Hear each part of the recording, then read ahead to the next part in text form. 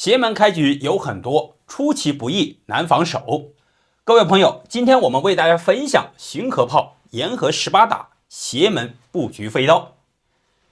黑方依然是走当头炮，红方上马，双方快速出动子力。红方出车，黑方也出车，形成牵制。那么接下来开局，红方就使出邪门走法，左炮右移，声东击西。这里跟你对着车，这里炮打着车，黑方何去何从呢？我们首先来看，比较肤浅的话，黑方如果说主动进攻进车吃车的话，以为红方回马吃，将来炮有可能形成一个空头炮。但是红方在这里，他是先进炮打掉你老家一路车，炮瞄着底向，马还吃着车，必然是车离险地，先手吃象。那好，这样的话，红方抢夺先手，平炮一打象，先手将军。如果说成事的话，进炮就是个杀棋。当然，顽强一点，将5进1，他依然是进炮打掉马。打完之后，我们来看一下，显然红方2个炮深入敌营，黑方将位不安。接下来快速出动车马的话，而且在这里红方还是一个先手，很明显局势对黑方不利。当然这个走法呢是比较配合，或许大家会说这是小儿科的走法，谁都能够看得出来。那么在这里黑方比较好的走法，上马格挡，这样的话以逸待劳，以静制动，看一看红方到底是有什么邪门招法。那现在你不对的话，红方主动对车，黑方回马吃掉，这里也是开局一个小小的调虎离山，使得中卒失手。快速平炮打中卒，黑方上马，接下来红方也跳马，目的下一步快速出车。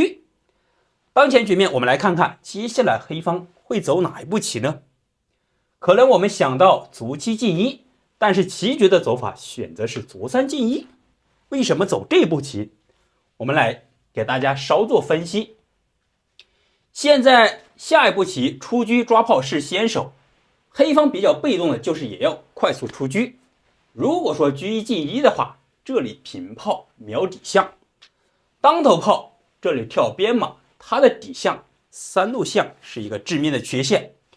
如果说车1平2的话，这里一出车的话，当然也可以先手进炮打马，将来出车牵制住伏根车炮。显然局势上面黑方不利，所以说挺卒的话就破解这个危机。接下来红方快速出车抓炮，黑方平炮避让，进车齐合。为什么这样走呢？这个走法很少见，常规的话要么就是车8进6，进车到卒陵线，主要是抓住他3路底象是没有办法防守这个3路卒，将来可平车吃卒。当然如果说进炮打兵的话，单炮前锋孤立无援。黑方快速出车跟你要对，如果说直接对掉的话，很明显红方这步棋稍微有点浪费。平车吃掉卒，这里还抓着炮，炮闪开的话平炮打底象，而且这个炮他还不能交给马来看守，因为进炮一打马再进车吃炮，一炮换2个，很明显得子。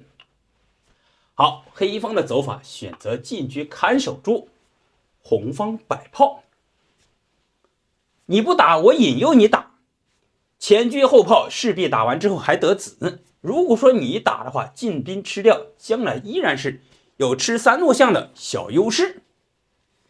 黑方回马形成双层守护，接下来红方这里没有什么攻势你打的话显然是对子交换，不划算。快速挺兵，目的是启动后方力量。好了，接下来黑方开始还手了，退炮。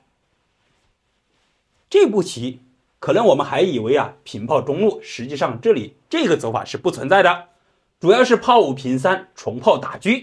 双方交战即将在3七路线拉开阵线。我们来看红方会怎么走呢？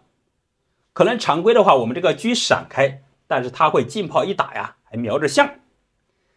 但是出其不意的走法，进车进一步，那你不闪的话，那我必然要打你啊。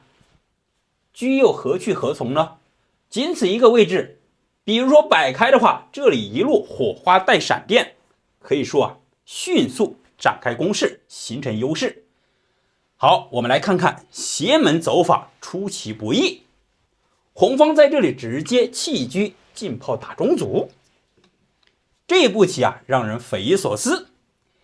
现在你进炮打车的话，重炮杀棋，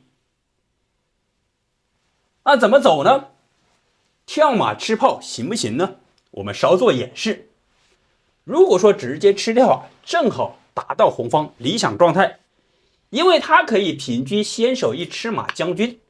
接下来你如果说平炮中路的话，进炮可打底象，无论哪一个炮他都可以啊进炮打底象。当然你称是或者飞象，他先手打掉你一个炮，那这样的话车占中路，很明显红方子力位置还是比较好。好，我们返回来，我们看看黑方这里啊略施小计，我先不理会你，因为你的红方这个车啊仅此这一个好一点的位置，平车吃足的话，中路这一块形成不了什么震慑。黑方直接采取将进一，这里防止重炮解杀，同时依然是先手进炮打车。最为关键的是用你的炮格挡住你这个车，对红方这个车啊有所封堵。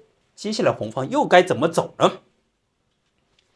先手一将军，黑方避让。那现在这个车怎么办？邪门开局啊，出现飞刀走法，直接进炮，你打我的车，我打你的车，打完之后呢，我还打着马，你也打着我的马，形成交换。但是这个局面之下，如果说黑方按照这个走法的话，显然他少2个卒，红方多兵，明显是占优势。马炮残局的话，红方也是必胜的局面。好，那么现在打车也不成，你还打着黑方这个车，黑方干脆果断飞象吃掉这个炮。可以说千算万算，没有想到这步进炮虎口陷炮，实则是腾挪让道，一招平车将军，所向无敌。有没有觉得这个走法稍微有点出其不意呢？